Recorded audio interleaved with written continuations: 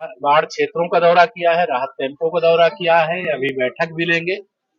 और बाढ़ तो निश्चित तौर से 2013 में जो आई थी, उसका रिकॉर्ड लगभग तोड़ने की ओर दिखाई दे रही है।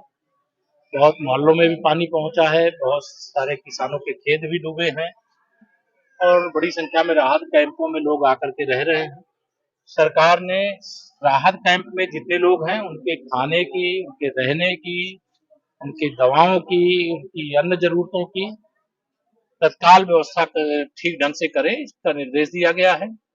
और जो बाढ़ पीड़ित हैं, उनको आश्वस्त करना चाहते हैं कि सरकार उनके साथ खड़ी है और उनकी हर समस्या को सरकार देख रही है। और जिनका कोई नुकसान होगा बाढ़ खत्म होने के बाद, उसका भी आकलन किया जाएगा और उसकी क्षतिपूर्ति भी जो हो सकती वो किया जाएगा।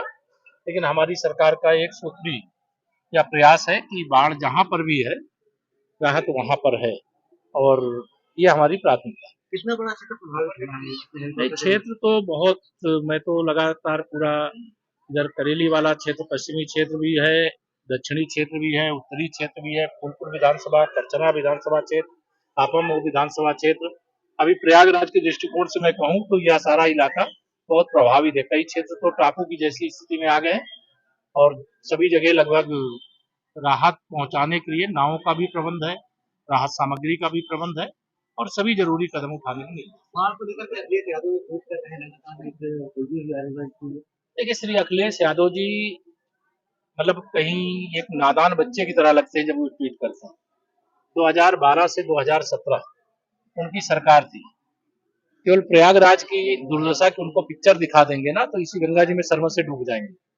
उनको ये नहीं संकोच लगता है कि प्राकृतिक आपदा ये कोई सरकार की बस की बात नहीं होती है, लेकिन सरकार राहत के लिए मतलब पीड़ित लोगों के साथ खड़ी, कंधे से कंधा मिलाकर के। भारतीय जनता पार्टी का हर कार्यकर्ता सेवा में लगा हुआ, लेकिन समाजवादी पार्टी चूंकि गुंडों, अपराधियों, माफियाओं, दंगाइयों की, भ्रष्टाचारियों की पार्टी है।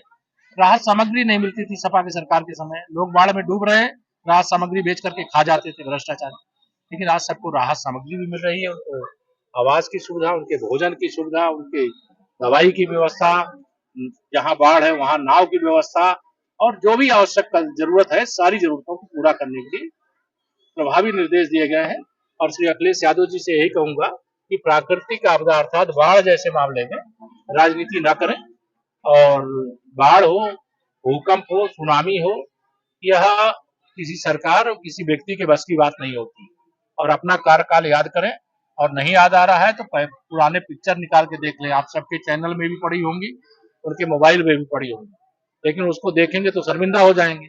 इसे इस समय की चर्चा कर रहे हैं जब विकास भी हुआ है।